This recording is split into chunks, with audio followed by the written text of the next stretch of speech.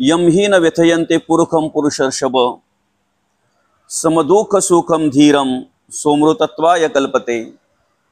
प्रस्तुत प्राप्त समयी आजच्या या प्रवचन रूपे सेवेकरिता घेतलेला श्लोक गीतेतील अध्याय क्रमांक 2 अर्थात दुसऱ्या अध्यायातील श्लोक क्रमांक 15। या 15व्या श्लोकामध्ये भगवान आपल्याला मार्गदर्शन करत असताना म्हणतात, यम ही न व्यथयन्ते पुरुखम पुरुषर्षभ समदुःख सुखम धीरम सोमृतत्वाय कल्पते। अर्थात जो मनुष्य सुखात आणि दुखात विचलित होत नाही, सारखाच असतो, दोन्ही अवस्थेमध्ये त्याला कुठल्याही प्रकारे फरक पडत नाही, सुख आलं तरी तीच अवस्था असते आणि दुःख आलं तरी तीच अवस्था असते। अर्थात जो मनुष्य, जो भक्त सुखदुःखाच्या पलीकडे गेलेला आहे, भगवंत म्हणतात तो मनुष्य मोक्ष प्राप्तीसाठी योग्य आहे। आलं का लक्षात? सुखातही आणि दुःखातही जो मनुष्य सारखाच असतो, समान असतो, विचलित होत नाही, तो मनुष्य मोक्ष प्राप्तीसाठी योग्य आहे, अशा प्रकारे भगवंत या ठिकाणी आपल्याला मार्गदर्शन करतात।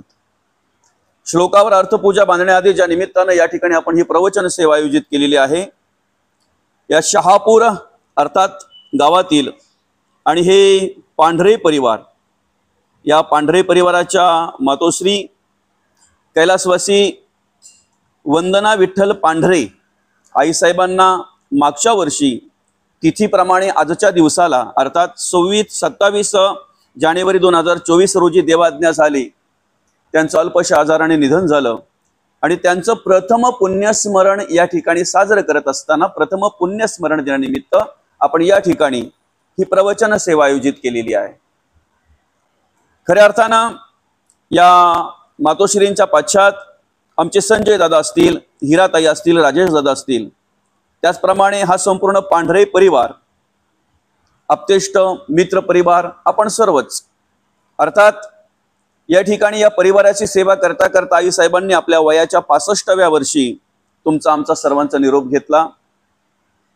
खरं तर 9/6/2008 रोजी या पांढरे परिवाराचं पितृछत्र हरपलं आणि दोन्ही जबाबदाऱ्या आल्या आईसाहेबांवर।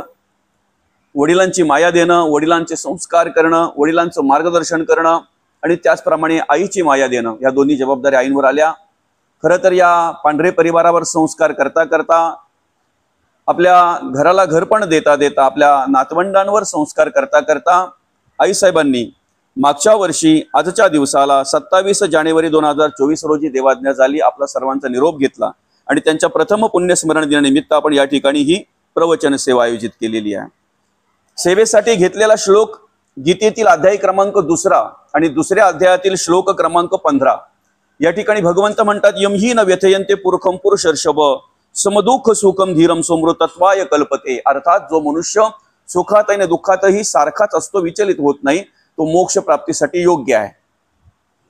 खरं तर मोक्ष म्हणजे तरी काय, हा पडलेला प्रत्येकाला पहिला प्रश्न आहे। मोक्ष कशाला म्हणावं? सर्वप्रथम जो मनुष्य बांधलेला आहे त्याला मुक्त होण्याची आशा आहे, मुक्त होण्यासाठी धडपड आहे, बरं का? आम्ही प्रत्येक जण जी काही धडपड करतो ती कशासाठी धडपड करतो? मुक्त होण्यासाठी, मोकळं होण्यासाठी धडपड करतो, बरोबर आहे की नाही? मोकळं होण्यासाठी प्रत्येकाने धडपड करावी, मोकळं होण्यासाठी प्रत्येकाने प्रयत्न करावं, पण त्याआधी आपण एक विचार केला पाहिजे की आम्ही बांधलोय कशाने, ते तर आपल्याला कळलं पाहिजे। कशाने बांधलोय ते जोपर्यंत आपल्याला कळत नाही तोपर्यंत आपण मुक्त होणार नाहीत, बरं का? या ठिकाणी जर विचार करायला गेलं तर सगळ्यात पहिले आपण बांधलोय मायेने, मायेच्या जाळाने, बरं का? मायेच्या जाळाने आपण बांधलोय, जे याच्या आधी आपलं नव्हतं। आज आहे आपला भ्रम आहे, उद्या असेल नसेल सांगू शकत नाही, बरं का? ते आम्ही आमचं मानतोय, माझं मानतोय आणि कुठल्याही गोष्टीचं जोपर्यंत माणसाच्या अंतःकरणामध्ये ममत्व निर्माण होत नाही तोपर्यंत त्या गोष्टीचं सुखही नाही आणि दुःखही नाही। ती माझी नाही ना, म्हणून सुखही नाही आणि दुःखही नाही। माझी म्हटल्यानंतर मग सुखही आलं आणि दुःखही आलं, प्राप्त झाल्याचं सुख आहे आणि बाजूला झाल्याचं दुःख आहे। ममत्व निर्माण झालं की मग मात्र दुःख आहे। एखाद्या दुकानामध्ये जर मी पेन घ्यायला गेलो समजा, तर कोणीही झालं तरी पेन घेताना पहिले त्याला काय सांगते, बाबा लिहून दाखव, लिहितोय का बघ पहिले, बरोबर आहे? आपण घ्यायचं आहे, काय असेल आपल्या परिस्थितीप्रमाणे 50-100 रुपयाचा जो काही पेन असेल तो, जरा जास्तच सांगितले, कारण जीवाला लागला पाहिजे. 10-20 रुपये सांगितले नाहीत. 50-100 रुपयाचा जो काही पेन असेल तो त्याने सांगितलं, बाबा ठीक आहे, मला अमुक अमुक पेन आवडलेला आहे, तो मला घ्यायचा आहे, पण मला जरा लिहून दाखवा. आता त्याने त्या दुकानदाराने लिहायला घेतल्यानंतर लिहित नाही, बरं का, तो पेन लिहत नाही.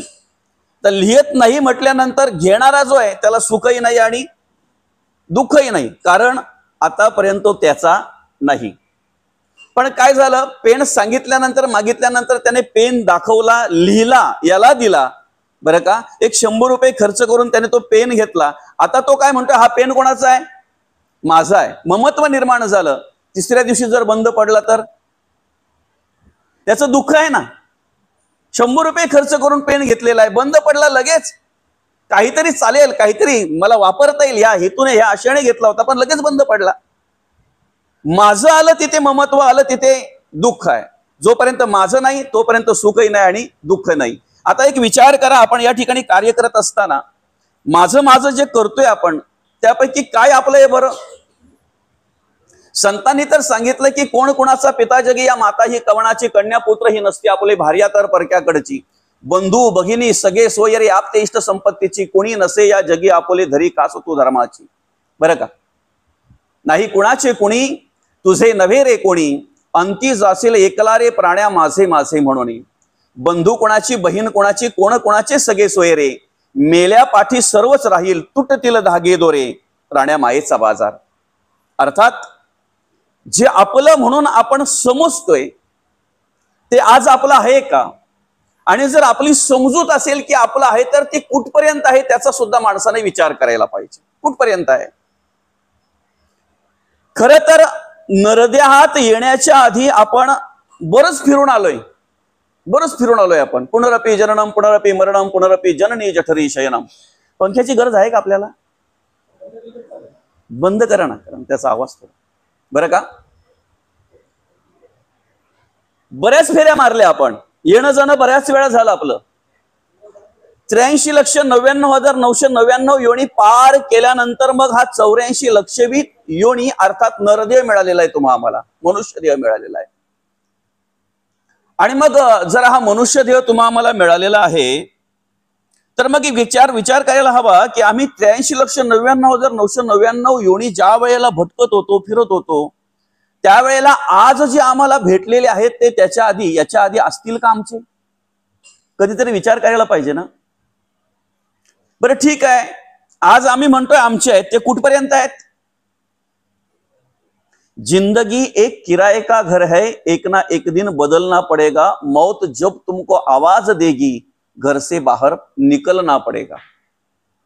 भाड्याच्या रूम मध्ये राहणारा मनुष्य ज्या वेळेला, एखादा भाडेकरू ज्या वेळेला त्याचा एग्रीमेंट संपतंय, त्यावेळेला तो मालक त्याला आवाज देतो, दादा आपला एग्रीमेंट संपतंय, आता ह्या महिन्यामध्ये तुम्हाला खोली सोडायची, रूम सोडायची आहे. मालकाने आवाज दिला की त्याला सोडणंच भाग आहे, सांगितलं म्हटल्यानंतर त्याला सोडावंच लागतंय, बरं का. फरक एवढाच आहे की त्या ठिकाणी आम्हाला मालक तारीख तरी सांगतोय, कमीत कमी आमचं एग्रीमेंट आमच्या हातात तरी असतंय. इथे जे देह आम्हाला मिळालेला आहे, जो नरदेहामध्ये आम्ही आलेलो आहे, कधी सोडायचंय ती तारीख आम्हाला माहिती नाही. आहे का कोणाला माहिती? मृत्यूची तारीख कोणाला माहिती आहे? कोणालाच नाहीये. पण मृत्यू आहे हे 100% खरं आहे, हे 100% सत्य आहे. बरं, मग या ठिकाणी या जीवनामध्ये वाटचाल करत असताना, आयुष्याची वाटचाल करत असताना आम्ही काय करतोय? जे आज आमचं आहे ते याच्यापूर्वी होतं का याचा विचार करत नाही. आज आहे ते कुठपर्यंत याचा विचार करत नाही. घरामध्ये आपण राहावं, घरामध्ये आपण राहतोय, हे सगळं काही आपण करतोय ना. ऋणानुबंधाच्या गाठी आहेत, मुलाबालांचा सांभाळ केला पाहिजे, त्यांच्यावर चांगल्या प्रकारे संस्कार केले पाहिजेत, आई वडिलांचा सांभाळ केला पाहिजे. ऋणानुबंधाच्या गाठी आहेत, समाजाची सेवा केली पाहिजे, कुटुंबाची सेवा केली पाहिजे, देवाचं, देशाचं, धर्माचं कार्य केलं पाहिजे. केवळ तेवढ्यासाठी तुम्हाला हा नरदेह दिलेला आहे. अर्थात 83,99,999 योनीतून मोकळा होण्याचा मार्ग जर असेल तर हा नरदेह आहे, हा मनुष्य देह आहे. बघ, आम्ही सर्व कर्म केली पाहिजेत. खऱ्या अर्थाने आमचा गीता ग्रंथ सांगतोय की तुम्ही ज्या ठिकाणी जन्माला आलेले आहेत त्या ठिकाणी तुमच्या वाट्याला आलेली कर्म प्रामाणिकपणे करणं याला धर्म म्हणतात, बरं का. जी वाट्याला तुमच्या कर्म आलेली आहेत ती कर्म प्रामाणिकपणे करणं याला धर्म म्हणतात. ठीक आहे, आम्ही आज आहोत, आम्ही वावरतोय, सगळं माझं माझं माझं माझं आम्हाला सगळं काही वाटतंय. पण सांगा, एकदा काय अंतरात्मा निघून गेला की कितीही सोन्यासारखा माणूस असेल, कितीही प्रेमाचा माणूस असेल, कितीही जिव्हाळ्याचा माणूस असेल, कितीही जरी जीव असेल, तरी किती वेळ ठेवतात हो, किती वेळ ठेवतात. बरं, आम्ही याचा विचार करत नाही की शेवटच्या वेळेला अग्नी द्यायला सुद्धा आमचेच असतात. याचाही आम्ही विचार करत नाहीत. एकदा अंतरात्मा निघून गेला, आत्मा जाता देह पडे देह पडता म्हणती मढे मढेच कर्तृत्व न घडे कदाकडे. एकदा अंतरात्मा निघून गेला की त्या माणसाला काही काळच ठेवला जातोय. त्याला कारण आहे ना, काही काळच का ठेवला जातोय. पूर्वी काय होतं माहितीये का, हे मोबाईल वगैरे नव्हते बरं का, ही व्यवस्था नव्हती. आज जी व्यवस्था आहे की खरोखर आपण एक 5 मिनिटांमध्येच सर्वांपर्यंत पोहोचतो, 5च मिनिटांमध्ये. अनेक ग्रुप वगैरे जर असतील, अनेकांचे संपर्क असेल, संपर्क क्रमांक जर आपल्याकडे असतील, तर सर्वांकडे आपण एक 5 मिनिटात पोहोचतोय. जे काय असेल ते निरोप पोहोचला जातोय. याच्या आधी तसं काही नव्हतं. माझ्यापेक्षा वयस्कर माणसं इथे आहेत, त्यांना माझ्यापेक्षा जास्त माहिती असेल बरं का. पण असं म्हणतात, गावात जर काही झालं किंवा शेजारी जर काही झालं, तर गावातली अशी मोजकी माणसं असायची, त्यांना पाठवायचे. बरोबर आहे ना बाबा. त्यांना बरोबर सगळे गावं रस्ता सगळं माहिती असायचं बरं का. मग त्यांना पाठवायचं, मग ते जाणार तिकडे, निरोप देणार, आणि मग निरोप त्यांना पोहोचल्यानंतर मग ती मंडळी येणार. 10-12 तास तर कसे पण जायचे बरं का, 10-12 तास कसेही जायचे. आपल्या शरीरामध्ये पंचप्राण कार्य करतात. प्राण, अपान, व्यान, उदान आणि समान बरं का. चारही ज्या वेळेला अंतरात्मा निघून जातो त्यावेळेला चारही प्राण पंचकामधले जे वायू आहेत ते निघून जातात. चारही. एक वायू जो असा आहे त्याला मर्यादा आहे, काही काळापर्यंत तो शरीरामध्ये असतो, अंतरात्मा निघून गेला तरी बरं का. तो आपल्या भाषेत सांगायचं म्हणजे कोंडलेल्या अवस्थेमध्ये असतो, थांबलेला असतो बरं का. काही वेळेची मर्यादा असते. ती वेळ संपली की मग तो वायू आपल्या जी नवद्वार आहेत त्या नवद्वारांपैकी काही द्वारांतून बाहेर पडत असतो. तेव्हा असं म्हणतोय आपण, खूप वेळ झाला आता. मग त्यावेळेला कसल्या बाटल्या असायच्या, निर्गिलीच्या बाटल्या असायच्या, काही अत्तर असायचं, काही असं काय आलं का लक्षात. त्याची आवश्यकता लागायची. महत्वाचं काय माहितीये का, की मग त्यावेळेला अशी ती माणसं पाठवायची, सांगायची. ती माणसं पण जर असली भरवशाची तर बरी, नाहीतर आमच्याकडे झालेली हकीकत अशी आहे, एकाला पाठवलं, अमुक अमुक गेला म्हणून त्याला सांगायला, त्याच्या मुलीला निरोप द्यायचं म्हणून पाठवलं. आणि पूर्वी कसं होतं, वाहनांची व्यवस्था कमी होती, शेत ओलोतून असं निघायचं मस्त, ह्या गावातून त्या गावाला, त्या गावातून त्या गावाला, आहे की नाही. आणि एखाद्या आध्यात्मिक माणसाला कदाचित कुठे काय चालतंय, आध्यात्मिक कार्य कदाचित ते त्याला माहिती नसेल बरं का. आता मला काही सगळंच माहित नाही तुमच्या या शहापूर शहरामध्ये कुठे कुठे आध्यात्मिक केंद्र आहेत, कुठल्या कुठल्या संप्रदायाचे काय काय कार्य चालतंय, मला माहित नाही, सगळंच माहिती नाही. मला काही माहिती असतील पण सगळंच नाही बरं का. पण काही कर्म करणारी अशी काही माणसं आहेत की ती कुठेही जरी गेलीत ना तरी ते बरोबर तपास करतात कुठे काय मिळतंय ते, त्यांची व्यवस्था करण्यासाठी. आलं असेल लक्षात तुम्हाला. म्हणजे लग्नाला जरी गेलेत ना ते, तरी लग्न लागायचं तेव्हा लागेल, पहिले आपली व्यवस्था बघूया. आणि त्यांना सहकार्य करणारी माणसं पण तेवढीच असतात. कुठे विचारलं नाही विचारलं की घरापर्यंत नेऊन दाखवणार, ते इथे मिळते. आणि त्या माणसाला पाठवलं, तो पाड्यावरूनच गेला. पाड्यावरून जाताना त्याने काय करायचं ते थोडं पेट्रोल टाकलं त्याने त्याच्या गाडीमध्ये बरं का. पण त्या गावात जाईपर्यंत तो पार अगदी लुलगुलच झाला होता. पार ज्यांच्या घरी जायचं त्यांच्या घरी गेला. आता बऱ्याच दिवसांनी पाहुणा आला, माहिती नाहीये कशासाठी आलाय तो, पण माझ्या गावचा पाहुणा आहे म्हणून त्यांनी मस्त की भाजी बिजी आणली, त्याला जेवायला थांबवलं बरं का. आता हा पिलेला याला काही शुद्धच राहिली नाही कशासाठी आलंय ते. जेवला बिवला मस्त झोपला. सकाळी उतरल्यानंतर बोलतोय, मी तुम्हाला मैताचा निरोप घेऊन आलो होतो. सकाळी उठल्यावर बोलतोय तो. अशी परिस्थिती पूर्वी होती, आता तशी काही राहिलेली नाही. आता आपला विषय असा आहे, एकदा अंतरात्मा निघून गेला की आपल्याला किती वेळ घरामध्ये ठेवतात. काही तास ठेवतात बरं का. काही आपल्या घरापर्यंत असतात, काही आपल्या शिवेपर्यंत असतात, काही स्मशानापर्यंत असतात. अग्नी दिल्यानंतर किती थांबतात बरं, अग्नी दिल्यानंतर किती थांबतात. कधीतरी त्या एकट्या जळणाऱ्या माणसाचं निरीक्षण करा की ह्या माणसाने आयुष्यभर कोणासाठी कोणासाठी काय काय केलं. फक्त निरीक्षण करा बरं का. ज्या वेळेला आपण निरीक्षण करतो ना त्यावेळेला आपल्याला कळतंय की तिथे सगळं संपलेलं असतंय, सगळं संपलेलं असतंय. त्याची ती धावपळ, त्याचे ते प्रयत्न, त्यांनी केलेली कल्पना, सगळं संपलेलं असतं. एकदा अंतरात्मा निघून गेल्यानंतर सगळ्याची काय झालेली असते माहिती आहे का? तिथे राख झालेली असते, सगळ्याची राख झालेली असते. म्हणून तर जगद्गुरु तुकोबा म्हणतात की आपण कुठल्या गोष्टीमध्ये किती अडकायचं, किती माया, किती ममत्व आपल्या अंतःकरणामध्ये निर्माण करायची. तुम्ही संसार करा, प्रपंच करा, मुलं बालं सांभाळणं आपलं कर्तव्य आहे. समाजाची सेवा करणं, कुटुंबामध्ये कार्य करणं आपलं कर्तव्य आहे. पण हे सगळं कार्य करत असताना कुठेतरी स्मरणात ठेवा की एक दिवस मला जायचं आहे, एक दिवस जायचं आहे. जन्मतारीख प्रत्येकाला माहिती आहे, खरी किंवा खोटी, पण मृत्यूची तारीख खरी नाही आणि खोटी पण माहिती नाहीये. नाहीच. जायचं 100% सत्य आहे, कधी जायचं ते माहित नाहीये बरं का. आयुष्य भगवंताने प्रत्येकाला वेगवेगळं दिलेलं आहे. खरं तर या कलियुगामध्ये माणसाला 100 वर्ष आयुष्य दिलेले, शतवर्ष वय नेमिले, शतवर्षाची गणना रे तुम्ही वासुदेव वासुदेव म्हणा.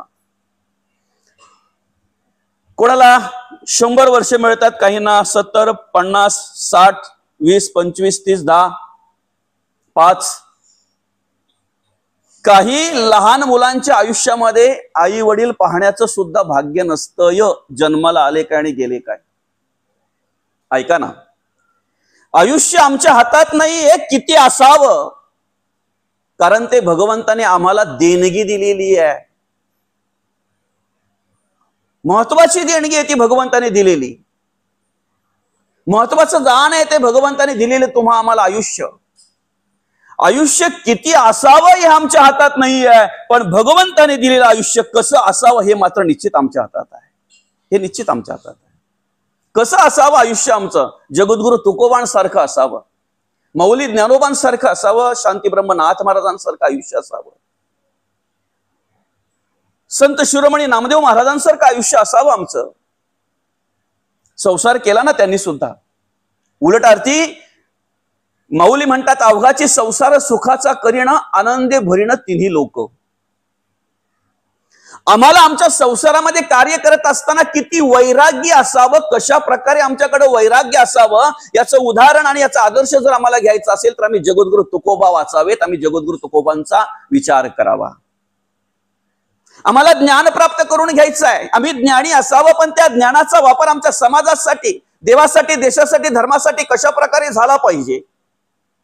ते ज्ञान आम्हाला आमच्यासाठी कशा प्रकारे उपयोगी आलं पाहिजे, जगाच्या कल्याणासाठी त्या ज्ञानाचा वापर कशा प्रकारे केलं पाहिजे, याचं एक आदर्शयुक्त उदाहरण जर आपल्याला घ्यायचं असेल तर आम्ही अभ्यास केला पाहिजे मौली ज्ञानोबांचा, ज्ञानेश्वर महाराजांचा. आमची भक्ती कशी असावी, आम्ही कशा प्रकारे भक्ती करावी, भक्ती कशाला म्हणतात आणि कोणती भक्ती देवाला आवडते, याचा आदर्श जर आम्हाला घ्यायचा असेल, याचा विचार जर आम्ही करायचा असेल आम्हाला, तर आम्ही आदर्श घ्यावा संत शिरोमणी नामदेव महाराजांचा. आणि आम्ही आमच्या संसारामध्ये, प्रपंचामध्ये कार्य करत असताना, या समाजामध्ये कार्य करत असताना किती शांत असावं. आदर्श घ्यावा शांतीब्रह्म नाथ महाराजांचा. किती शांत असावं. नाथ महाराजांना राग यावा म्हणून लोकांना प्रयत्न करायला लागले.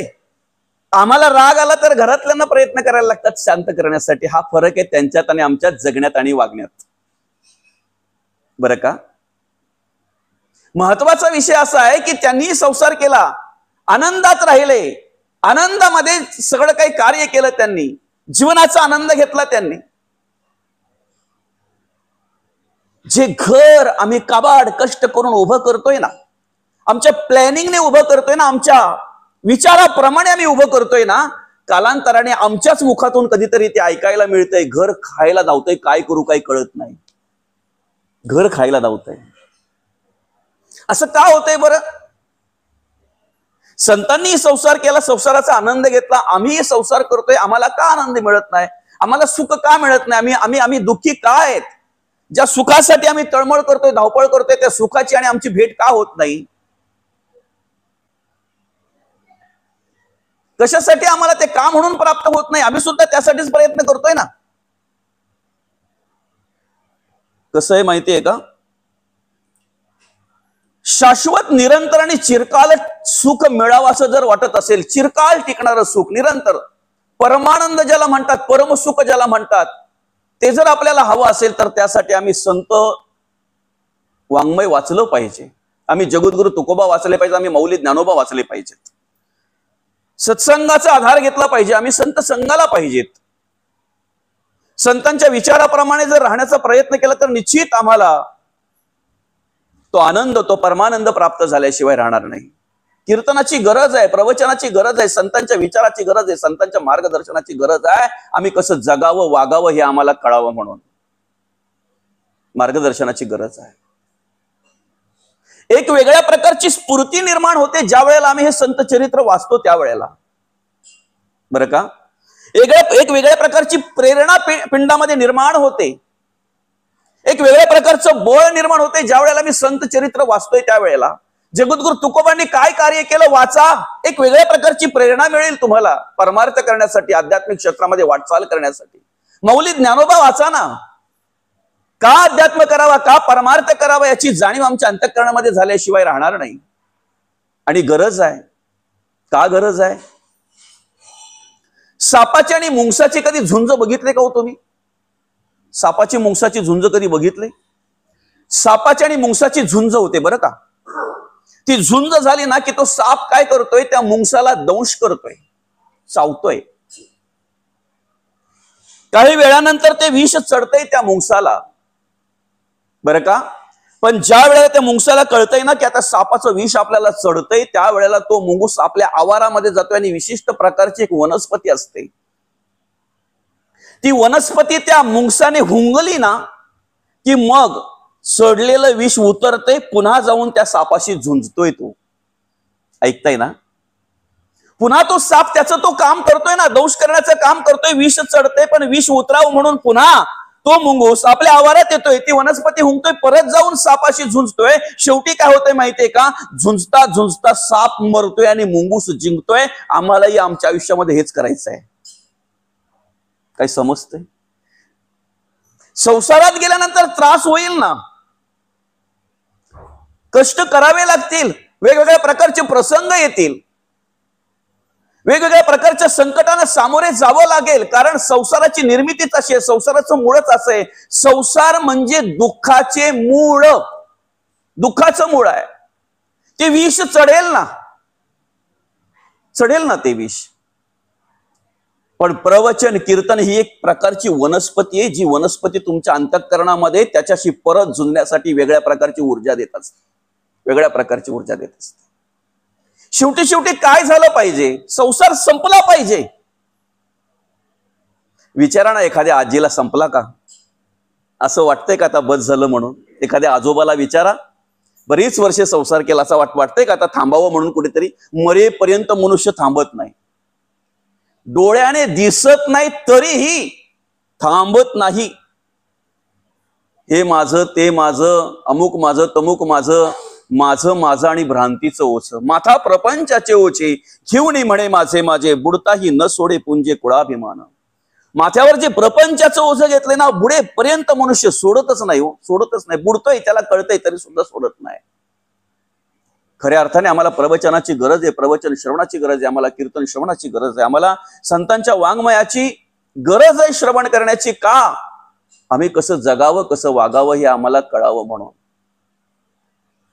ज्या सुखासाठी आम्ही तळमळ करतो ते सुख आम्हाला मिळत नाही, ज्या समाधानासाठी आम्ही तळमळ करतोय ते समाधान आम्हाला मिळत नाही. कारण मनुष्याची विचार करण्याची जी पद्धत आहे ना, फक्त स्वतःपुरता विचार करतोय मनुष्य. माणसाकडे जसे विचार असेल ना तशी समोरच्याकडून अपेक्षा करतो.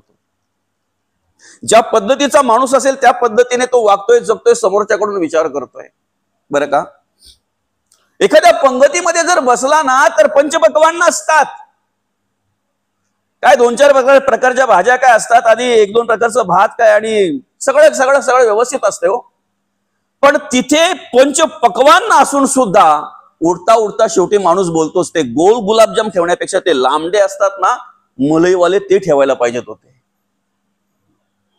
आता हा विचार स्वतःचा करतोय की इतरांचा करतोय? ही आवड कोणाची आहे, इतरांची की स्वतःची आहे? टीव्ही लावल्यानंतर महिलांना जे आवडते ते त्याच पाहत असतात. एकदा रिमोट त्यांच्या हातात गेला ना, मुलं वगैरे बरोबर बाजूला होतात, मग आधी बोलतात पण आता 2 तास आपल्याला काही रिमोट भेटणार नाही. आम्हाला जी आवड आहे तेच आम्ही पाहत असतो. दूरदर्शन, आता तिथे बऱ्याच प्रकारचे चॅनल असतात, पण आम्हाला जी आवड आहे तेच पाहत असतो ना. राजकारणी माणसाच्या घरात गेला तर तुम्हाला 24 तास बातम्याच ऐकायला मिळतील, बरं का. ज्या घरात टीव्ही आहे आणि महिला आहेत त्या घरामध्ये तुम्ही संध्याकाळच्या वेळेला गेलात तर तुम्हाला मालिकाच पाहायला मिळतील, सिरियलच पाहायला मिळतील. जोपर्यंत त्यांच्या संपत नाही तोपर्यंत तुम्ही कितीही जरी सांगितलं तरी सुद्धा तुमच्या आवडीचं तुम्हाला पाहायला मिळणार नाही. पेपर घेतल्यानंतर आम्ही तेच वाचतो जे आमच्या आवडीचं असते. पेपरमध्ये अनेक प्रकारच्या बातम्या असतात ना. परवा ज्या वेळेला मी प्रवास करत होतो त्यावेळेला एकाने माझ्या बाजूलाच अगदी होता, त्याने पेपर घेतला, एक 5 रुपये खर्च करून पेपर घेतला. एकच मिनिट फक्त वाचला त्याने. 1 मिनिट काय 4थ्या-5व्या पानावर गेला, काय वाचलं काय माहिती, आणि मला दिला. म्हणे महाराज तुमच्या प्रवासामध्ये तुम्हाला काम येईल. अरे म्हटलं 5 रुपये तुम्ही खर्च केलेत, बरं वाचला पण 1 मिनिट फक्त. बाजूला होता होता फक्त विचारलं, दादा 5 रुपये खर्च केले, एक 4-5 पानाचा पेपर तुम्ही घेतलात, 1 मिनिट फक्त काय वाचला 4थ्या-5व्या पानावर जाऊन आणि मला लगेचच देताय. तेवढ्यात त्याने सांगितलं मी पेपर घेतोय फक्त माझी नावरास जे असते ना रोजचं काय आलेलं तेवढं वाचतोय आणि मग परत बाजूला करून टाकतोय. तुमच्या आवडीप्रमाणे त्याच्यामध्ये पाहत असताय. जर आवडीचं काही नसेल तर लगेच तोंड मुरगडून बाजूला करून लगेच बाजूला ठेवून देत आहे. अलग लक्षात. आम्ही एकमेकाकडे पाहतोय, आमच्या मनाप्रमाणे जर झालं तर प्रेम, जिव्हाळा, आदर जे काही असेल ते. मनाविरुद्ध झालं की लगेच तिथे वेगळ्या प्रकारचं वातावरण, वेगळ्या प्रकारचे विचार निर्माण होतात, वेगळ्या प्रकारचे विचार निर्माण होतात. तुमची आवड जी आहे ना ते तुमच्या विचारावर अवलंबून आहे आणि तुमचे विचार जे आहेत ना ते तुमच्या संघावर अवलंबून आहेत. ऐका ना, संघावर अवलंबून आहेत. एकाच मादीचे 2 पोपट.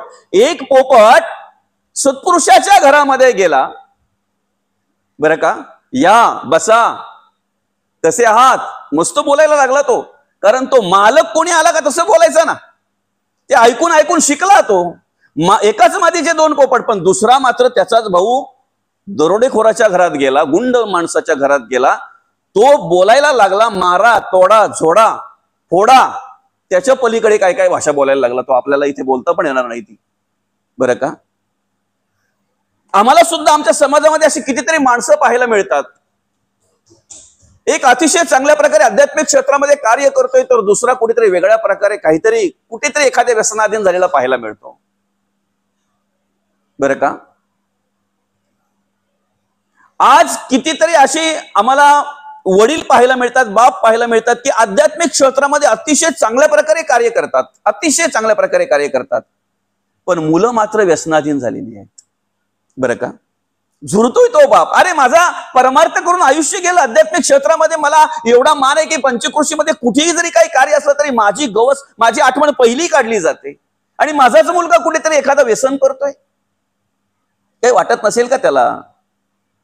आणि कुठल्या बापाला असं वाटतं की माझ्या मुलाने व्यसन करावं, कुठल्याच बापाला असं वाटत नाही, पण तरी सुद्धा तो करतोय. बापाने केलेले संस्कार नाहीत ते. प्रत्येक बापाला वाटतंय माझ्या मुलाने चांगलं राहावं, चांगलं वागावं, जे कार्य चांगलं मलाही करता आलं नाही त्या पद्धतीने त्याच्यापेक्षा चांगलं कार्य त्याने करावं. प्रत्येक बापाला असं वाटत असतंय. बरं, त्याच्यासाठी काही वेगळ्या प्रकारे कुठे का असे क्लास वगैरे आहेत का, काही शिकवण आहे का कुठे, काही नाहीये. तुमच्याकडे जसा तुम्ही संघ असेल ना, ज्याच्या जोडीला बसताय ना, त्या पद्धतीने तुमच्याकडे ते विचार आले जातात, त्या पद्धतीने तुमच्याकडे ते कर्म दिसले जातात, बरं का. आणि म्हणून मग या ठिकाणी भगवंत काय म्हणतात की तुम्ही सुखाची अपेक्षा करताय, बरोबर आहे, पण एक म्हण आहे बघा, पेरले ते उगवते. म्हण आहे की नाही, पेरले ते उगवते. आपण जे पेरतो ते उगवते. शेतामध्ये जर आम्ही एक पायलीभर धान्य पेरलं तर अर्धा पोता होईल याची अपेक्षा करतोय. अर्धा पोता आम्हाला, 1 पोता आम्हाला ते धान्य मिळेल एवढी अपेक्षा करतोय आम्ही, बरोबर आहे की नाही. मग कडधान्य असो किंवा धान्य असो, बरोबर आहे की नाही. एवढं कशाला, मायमावली ज्या वेळेला शेजारणीला वाटीभर डाळ देतात, साखर देतात, जर आली मागायला तर तुम्ही जर तिला शीग लावून वाटी दिली आणि तिने जर तुम्हाला सपाट वाटी दिली तर किती आनंद वाटेल तुम्हाला. नाही नाही, हातात वाटी घेतल्याबरोबर बोलते तू परत हेच मागायला, मग सांगते काय ते. बरोबर आहे की नाही? पण तुम्ही जर समजा तिला सपाट वाटी दिली आणि तिने जर तुम्हाला शीग लावून दिली तर आनंद वाटेल ना? पुढच्या वेळेला ये आलं का लक्षात? उलट अर्थी वाट पाहिल ती तिची. आमचं कसं आहे माहितीये का, आम्ही जे दुसऱ्याला देतोय ना त्यापेक्षा दुप्पट त्याने आम्हाला द्यावं अशी अपेक्षा आम्ही करतोय. बरोबर आहे ना? आम्ही जे दुसऱ्याला देतोय त्याने दुप्पट आम्हाला द्यावं अशी अपेक्षा आम्ही करतोय. पूर्वी कसं असायचं माहितीये का, मनुष्य पैशाने गरीब होता पण मनाने खूप श्रीमंत होता. म्हणून त्यावेळेला कोणाच्या मुलीचं लग्न असू द्या, मुलाचं लग्न असू द्या, वस्तूने खूप सहकार्य करायची लोक. बरोबर आहे का मौली? तो बोलायचा सुद्धा, माझ्या मुलाचं किंवा मुलीचं लग्न आलं ना की मला टेन्शन नाही, याला एक डबा दिलाय, त्याला अमुक दिलाय, त्याला तमुक दिलाय, याला हे दिलंय, त्याला ते दिलंय. आणि देताना मनुष्य एक्स्ट्रा द्यायचा, एक्स्ट्रा द्यायचा. बरं का? अर्थात पैशाने कदाचित गरीब असतील पण मनाने खूप श्रीमंत होती, म्हणून घरी आलेला मनुष्य कधी विनमुख जात नव्हता. भांडी कमी वाजायची नव्हती, वाजतच नव्हती त्यावेळेला. बरं का? आता काय झालं माहितीये का, आमच्याकडे पैसा खूप आलाय, खूप पैसा आलाय आमच्याकडे. आणि या कलियुगामध्ये तुम्हाला पैसा कमवायला खूप मार्ग आहेत, भरपूर मार्ग आहेत. पण मनाने आम्ही एवढे संकुचित झालोय ना, एवढे संकुचित झालोय ना, फक्त स्वतःचा विचार करतोय आम्ही, फक्त स्वतःचा विचार करतोय. स्वार्थ, स्वार्थ आणि स्वार्थच माणसाच्या अंतःकरणामध्ये आहे. आम्हाला का दुःख प्राप्त होतंय त्याला कारण काय? आम्ही जे देतो तेच आम्हाला परत मिळतंय ना. तुम्ही शेजाऱ्यांच्या अंगणामध्ये जर फुलझाडं लावलीत, सुगंधी फुलाची झाडं लावलीत, तर कधीतरी त्याचा सुगंध आपल्याला पण मिळेल ना. कधीतरी ती झाडाची फुलं आमच्या अंगणात सुद्धा पडतील ना. पण शेजाऱ्यांच्या अंगणामध्ये जर आम्ही काटेरीचं झाड लावलं, काट्याचं झाड लावलं, तर जाता येता ते आम्हालाही त्रास देणार आहे, जाता येता आम्हालाही ते टोचणार आहेत. आम्ही जे देतोय ते आम्हाला परत मिळतंय. कर्माचंही तसंच आहे. जी कर्म आम्ही करतोय ना, पूर्वी असं कुठेतरी ऐकायला मिळायचं, लिहिलेलं असं वाचायला मिळायचं, करावे तसे भरावे. बरोबर आहे का? जसं करावं तसं भरावं, जैसी करणी वैसी भरणी. जी आम्ही कर्म करतोय, जे विचार आमच्या अंतःकरणामध्ये, त्याचीच परतफेड आम्हाला भगवंत करत असतो. देव कधीही कोणावर कोपत नाही, कोपतात ती कर्म, कोपतात ती कर्म. सर्वांगामध्ये बाण टोचलेल्या अवस्थेमध्ये गेली 6 महिने वेदना सहन करणारे भीष्माचार्य स्वतःला विचारतायत, ऐका, असं काय पाप केलं मी?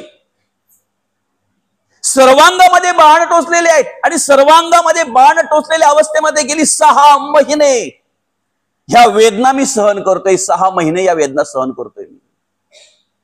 सर्वांगामध्ये बाण टोचलेले आहेत. अरे नुसता काटा लागला तरी पण आपल्याला किती त्रास होतोय, ठेच लागली तर किती त्रास होतोय, एखाद्या वेळी काही पिन वगैरे जर टोचली तर किती त्रास होतोय आपल्याला. सर्वांगामध्ये बाण आहेत. फक्त कल्पना करा काय वेदना असतील, त्या काय त्रास असेल, फक्त कल्पना करा. पण ज्या वेळेला अशा अवस्थेमध्ये पडलेले असताना भीष्माचार्य, भगवंताचं आगमन झालं, भगवान श्रीकृष्ण समोर आले आणि आल्यानंतर पाहतोय भीष्माचार्यांच्या डोळ्यामध्ये पाणी आलं, रडायला लागले, अश्रू आले डोळ्यामध्ये. सर्वांगामध्ये बाण गेलेत, वेदना होतात म्हणून नाही, त्रास होतोय म्हणून नाही, 6 महिने या वेदना मी सहन करतोय म्हणून नाही.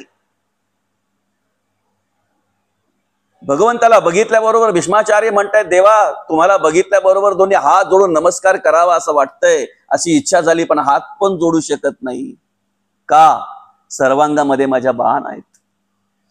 भगवंता तुमचं दर्शन झाल्याबरोबर यावं, तुमच्या चरणावर डोकं ठेवून, माथा ठेवून पाय पडावा, दर्शन घ्यावं, नमस्कार करावा तुम्हाला, असं मनापासून अंतःकरणापासून वाटते. तुमच्या पाया पडावं, तुमचं दर्शन घ्यावं, पण जागेवरून सुद्धा उठू शकत नाही. का? सर्वांगामध्ये बाण आहेत माझ्या, वेदना सहन करतोय मी.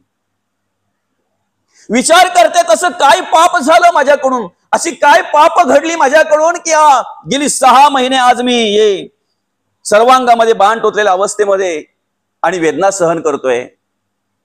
तेवढ्यात कळलं माझ्या आयुष्यात मी काहीही केलं नाही, पण एकदा असाच रस्त्यामध्ये जात असताना, ऐका ना, एकदा असाच रस्त्यामध्ये जात असताना माझ्या रस्त्यामध्ये सरडा आडवा आला. तो आडवा आलेला सरडा मी बाणाने बाजूला केला. बाणाने उडवलेला सरडा कुंपणावर जाऊन पडला. ते कुंपण काट्याचं होतं. त्या काट्याच्या कुंपणावर पडलेल्या सरड्याने फक्त 6 पोल वेदना सहन केल्या होत्या. किती? 6 पोल. पोल कळतंय तुम्हाला? 60 विपल तेव्हा 1 पोल, 60 पोल तेव्हा 1 घटका, 2.5 घटका तेव्हा 1 तास, 60 घटका तेव्हा 1 दिवस. एका दिवसाच्या 60 घटका असतात. पुढे बरंच मोठं गणित आहे, तिथपर्यंत जायचं नाही आपल्याला. पोल 6 पोल त्या सरड्याने वेदना सहन केल्या, वेदना भोगल्या. त्याचा परिणाम 6 महिने सर्वांगामध्ये बाण टोचलेल्या अवस्थेमध्ये वेदना सहन कराव्या लागल्या. कधीतरी आम्ही रात्रीच्या वेळी डोळे मिटायच्या आधी जेव्हा अंथरुणावर पडतोय ना, तेव्हा संपूर्ण दिवसाचा विचार केला पाहिजे. संपूर्ण दिवसभरामध्ये मी सूर्योदयापासून सूर्यास्तापर्यंत जी काही कर्म केले, जे काही कार्य केलं, त्याच्यामध्ये पापाचा पारडा जड आहे की पुण्याचा पारडा जड आहे, याचा विचार केला पाहिजे. आलं का लक्षात? आईसाहेबांच्या पुण्यस्मरण दिनानिमित्त आपण ही प्रवचन सेवा आयोजित केलेली आहे. माणूस या ठिकाणी कार्य करत असताना त्रिगुणात्मक कार्य करतो. रजोगुण, तमोगुण आणि सत्वगुण. कर्म करण्याचे प्रकार माणसाचे अनेक आहेत. प्रत्येकाचे विचार अलग आहेत, प्रत्येकाची कर्म वेगळी आहेत, प्रत्येकाचं कार्य वेगळं आहे, प्रत्येकाचं राहणं, जगणं, वागणं प्रत्येकाचं वेगळं आहे. एका घरात जरी माणसं असतील, सख्खे भाऊ जरी असतील, तरी कर्म करण्याची पद्धत, विचाराची पद्धत प्रत्येकाची वेगळी आहे, प्रत्येकाची वेगळी आहे. कर्म करून घेणारे अनेक आहेत. काम, क्रोध, लोभ, मद, मत्सर, दंभ, संशय, चिंता, असूया, अद्वया, भावना, कल्पना, इष्णा, वासना, आशा, ममता, तृष्णा अनेक आहेत कर्म करून घेणारे. पण तुम्ही तुमच्या आयुष्यामध्ये जी पण काही कर्म करतात ना, त्या सगळ्या कर्माचं फळ मात्र 2च प्रकारे मिळतंय. एक तर पुण्य किंवा पाप. दोनच प्रकारामध्ये विभागणी होते, पाप किंवा पुण्य. आणि सुख किंवा दुःख हे कशावर अवलंबून आहे?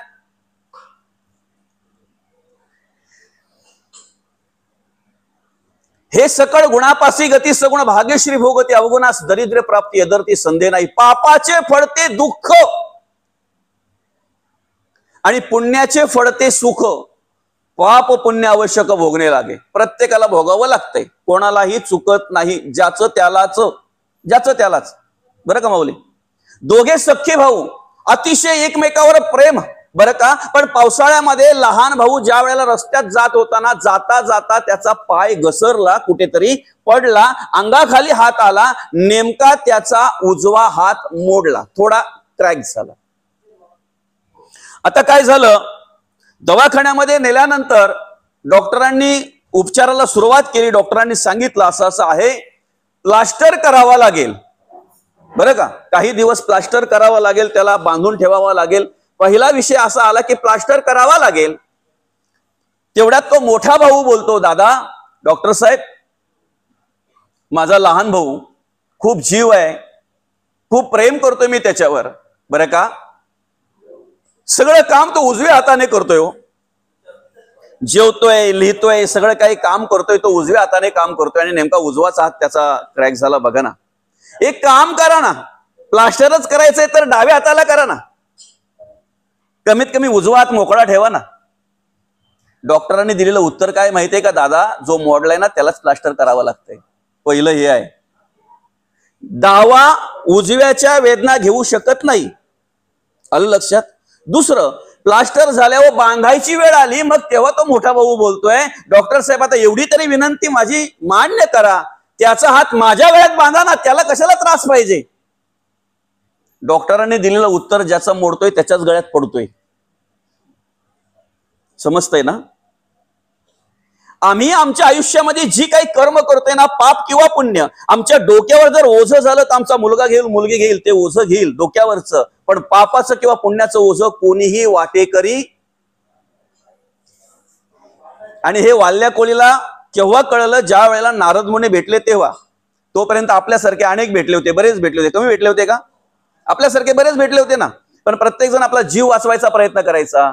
प्रत्येक जण आपला प्राण वाचवायचा प्रयत्न करायचा बरं का. पण ज्या वेळेला नारद मुनींच्या द्वारे सत्संग झाला त्यावेळेला नारद मुनी बोलतायत वाल्या कोलीला, दादा हे तू कोणासाठी करतोय, कशासाठी करतोय, बरीच मोठी गोष्ट आहे ती.